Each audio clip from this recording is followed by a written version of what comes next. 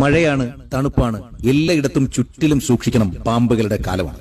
കാര്യം പാമ്പുകളുടെ പ്രജനന സമയമാണ്. നമ്മുടെ കേരളത്തിൽ ഇപ്പോൾ നമ്മുടെ ഷൂസിന്റെ ഉള്ളില്, വാഹനങ്ങളില്, നമ്മുടെ വീടിന്റെ പറമ്പില്, ചുറ്റുപാടും വീടിനുള്ളിൽ പോലും സൂക്ഷിക്കുക എന്നതാണ് നിലവിലുള്ള ഒരു അവസ്ഥ.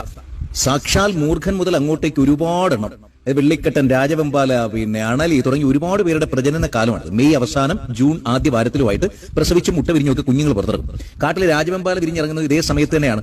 മുട്ട വിരിഞ്ഞ് 28 മുതൽ 40 വരെ മൂർഖ കുഞ്ഞുങ്ങളും ഒറ്റ പ്രസവത്തിൽ 45 മുതൽ 60 വരെയെങ്കിലും അണലി കുഞ്ഞുങ്ങളും പുറത്തിറങ്ങാറുണ്ട്.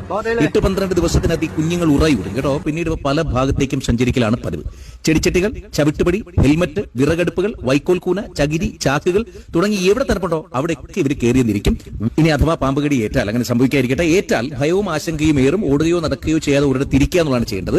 മറ്റൊരാളുടെ സഹായം എത്രയും പെട്ടെന്ന് തേടണം. മുറിവിന് ചുറ്റും അടയാളപ്പെടുത്തണം. കുടിക്കാൻ വെള്ളം മാത്രമേ കൊടുക്കാൻ പാടുള്ളൂ. കാലിന് താഴെ കടിയേറ്റാൽ കാൽമുട്ടിന് മേലെയും, കൈക്ക് കടിയേറ്റാൽ കൈമുട്ടിന് മേലെയും തുണി, ബാൻഡേഡ് എന്നിവ കൊണ്ട് രക്തയോട്ടം തടയാത്ത രീതിയിൽ കെട്ടണം.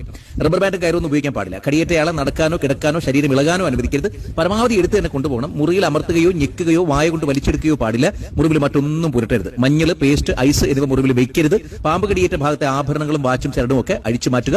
എത്രയും വേഗം ആശുപത്രിയിൽ എത്തിക്കാം. അതാണ് നമ്മൾ ഏറ്റവും അടിയന്തരമായി ചെയ്യേണ്ടത്. അപ്പൊ ശ്രദ്ധിക്കണേ, സൂക്ഷിക്കണം. ഏറ്റവും പ്രിയപ്പെട്ടവർക്ക് ഷെയർ ചെയ്യൂ. എന്നിട്ട് അങ്ങോട്ട് ഫോളോ ചെയ്തേ.